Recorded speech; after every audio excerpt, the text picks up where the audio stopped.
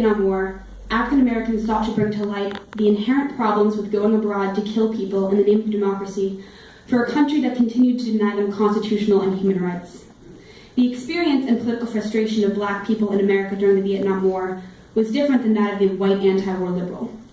For white liberals, the Vietnam War represented an unnecessary drain of economic resources, a threat to the education of an entire generation of young men, a constant fear that someone's loved one might not return home for a cause deemed by many to be superficial and frivolous.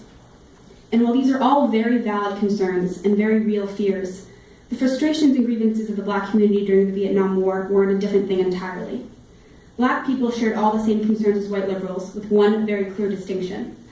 To African Americans, the Vietnam War was the United States asking them to fight for democracy abroad while they were continually denied freedom and equality at home. It was a perfect example of the United States and American society's relationship with black Americans.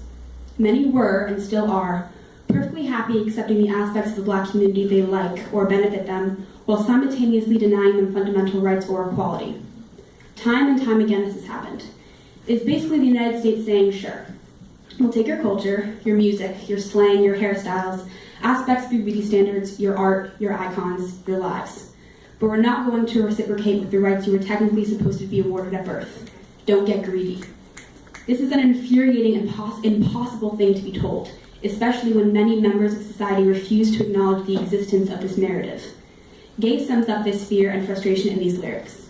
Father, Father, we don't need to escalate. You see, war is not the answer. For only love can conquer hate. We know we've got to find a way to bring some love in here today. Picket lines and picket signs, don't punish me with brutality. Talk to me so you can see, oh, what's going on? What's going on? Yeah, what's going on? What's going on? So Marvin Gaye was much more than an excellent musician. He was a voice and an outlet for black Americans during a particularly frustrating and scary time in our history. He was the embodiment of what an artist is, life imitating art as art imitates life. Gaye was an expression of the most raw and real fears of people in society.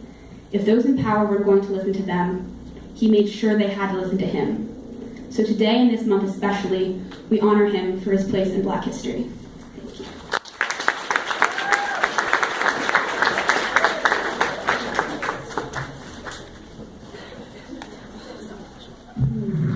All right. Hip-hop music originated from a combination of traditionally African-American forms of music, including jazz, soul, gospel, and reggae. Beginning in 1979, hip-hop was a style of music created by African-Americans that was sometimes used to express the struggles and oppressions that they faced.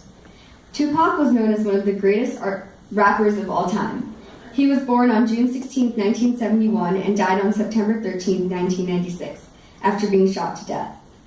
In some songs like We Do This, written in 1995, Tupac touches on topics such as his various issues with the police.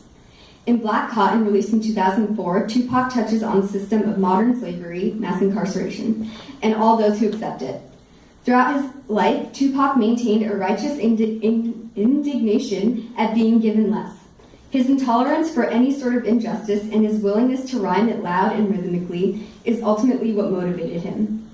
In his song Trapped, written in 1991 when he was still a young MC, Tupac wrote about America's war on black manhood, articulating the pain and confusion of a person watching his options dwindle without sounding defeat.